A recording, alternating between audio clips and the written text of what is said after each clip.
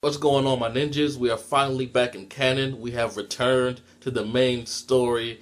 But, I mean, the episode was great. The content was great. But the animation in this episode, man, like a lot of it was just all over the place. Stuff like Naruto's Biju mode and Madara Susanoo and stuff like that. The Wood Dragon, they look pretty cool. But, I mean, Obito and Madara at some points look like they just have straight up derp faces on. When Naruto gave Obito a headbutt, it looked like the softest, friendliest headbutt ever. Then Obito just flew back like he's a fucking bad actor or something. Same thing when Obito kneed Kakashi in the face. It looked like he just gently took his head and placed it on his knee, and then Kakashi flew back. And when Naruto and Madara like first ran at each other before the Wood Dragon thing came about, really looks like someone took a move tool and like just clicked on Naruto and Madara and just like slid them off the screen. It was like really bad. And the Ten Tails looked like a fucking mutated potato. He looked way more menacing in the manga on this part. It's like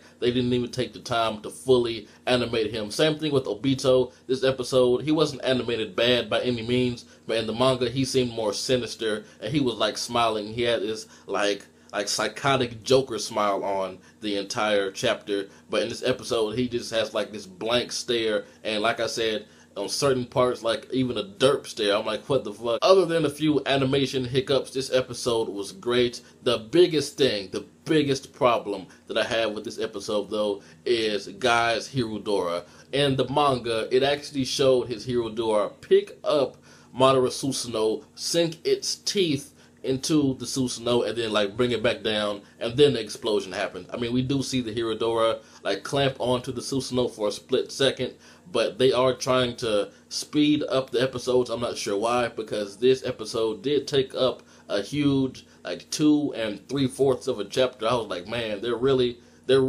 like covering content. And I also like how in the anime, whenever Obito uses Kamui and takes Kakashi in the other dimension, there's like a shockwave that goes through his body, like his head kind of jerks and his eye closes slightly, which shows us that it does have an effect on Obito's body. Whereas in the manga, he can just spam that shit anytime and it doesn't look like there's any consequences. But in here, it actually looks like he is suffering a bit, which I like, because just the fact that Kakashi uses Kamui and it fucking drains him, and Obito can use it non-stop, is kind of hacks in my opinion. Although it is his eye and he is an Uchiha, I like this better. I like that they're giving us hints that Obito is actually suffering a bit from using it as well. Did you guys see how big those Biju bombs were? They were like huge double D's, man. I mean, they were ginormous. But the main focus of this episode was Kakashi dealing with the fact that Obito is fucking crazy. That's all this episode really is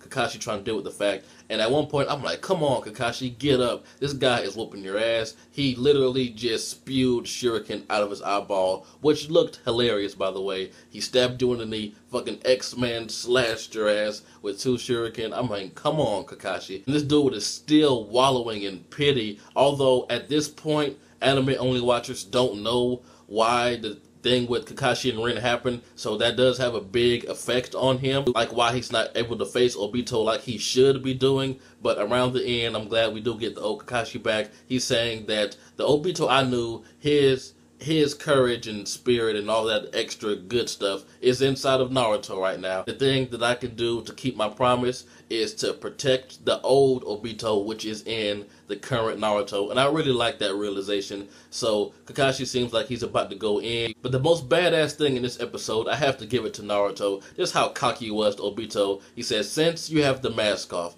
now I can see your suffering, painstaking face. Because remember, he said that I bet under that mask you're fucking sweating, you have a scared face on, and just the fact that he said that, and then Kakashi came around and said it later, I was like, oh man, sick burn, Obito, you got fucking owned. But Biju mode is awesome, man. This dude and his clone sped to Kakashi and the Eight Tails like in a blinding light and protected both of them and delivered some awesome words. Naruto is OP, but as we can see, not as OP as Madara. But I really did like the scene around the beginning when it showed Obito, what he was thinking when he went up against his sensei, Minato. And I'm glad we didn't stay in the flashbacks for too long. They did what they had to do and got us out of there and just showed us current war action, which is great. This is how flashbacks should be done. I like how he just stared his sensei in the eye. He actually seemed hesitant at first, and then he thought about everything that happened, and he's like, I don't give a fuck about this world anymore. And the young Obito and the current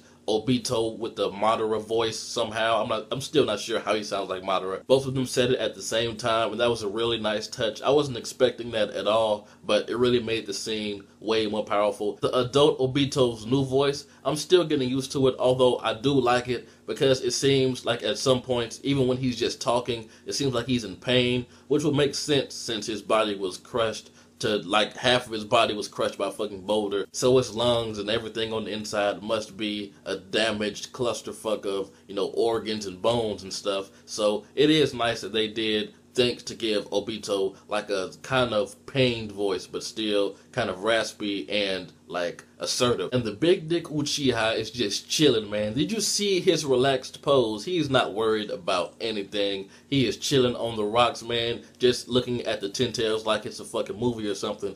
And let me talk about the Ten Tails. Now, go back. You know what? I'm going to get the chapter for you so you can look at it yourself. Go to Naruto chapter 609. The reveal of the Ten Tails was awesome, but yet still mysterious because we didn't see its mouth. We just saw the eye open, and we saw all 10 tails like surrounding the moon, and it was epic. But in here, like I said, he looks like a fucking potato. When his eye first opened, it looked epic. The animation on that was great, like the reflection in the eye, all the tomos or commas, whatever you want to call them. But when we backed away and saw it roar, I'm like, what is this? I'm like, could they have taken the time to animate like something as big as the Ten Tails that we have been waiting to see ever since it was talked about? Couldn't they have taken the time to animate it a little better than that? Hilarious scene when Kurama threw Kakashi at Obito. Even Obito was like, what the fuck is this guy's plan here? And Naruto's face, man, that face was just so priceless. But when Kurama said, I can give out chakra or take it,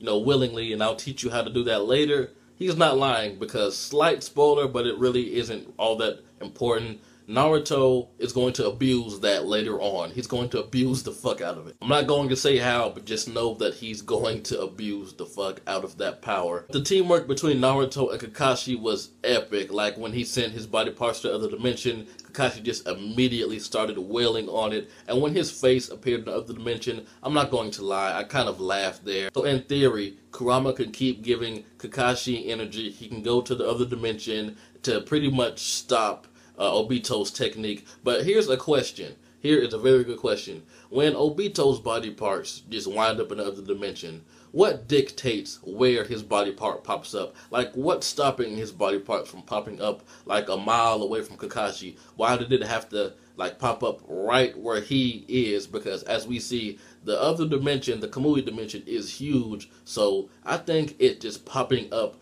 right in front of Kakashi out of all the pillars, out of all the places, is just kind of like, I mean, what the fuck? Because Obito just spat out huge shuriken of his eyeball, and when we were in the other dimension, when Naruto was in there a few episodes ago, we didn't see any of that. That just tells us how huge the other dimension is. But anyway, I'm not going to think about it too much, but this was a great episode. But like I said, a few animation hiccups kind of kept me from enjoying it to its fullest, because there was some epic content, and I was really looking forward to Hirodora just clamping down on Madara Susanoo, but it happened for literally like less than a second, and I was like, man, they're really trying to speed things up, but I can understand why, because there's some epic stuff coming soon. But anyway, tell me what you guys thought about this episode. This has been jbDAuchiha. Like, comment, subscribe, and I'm out.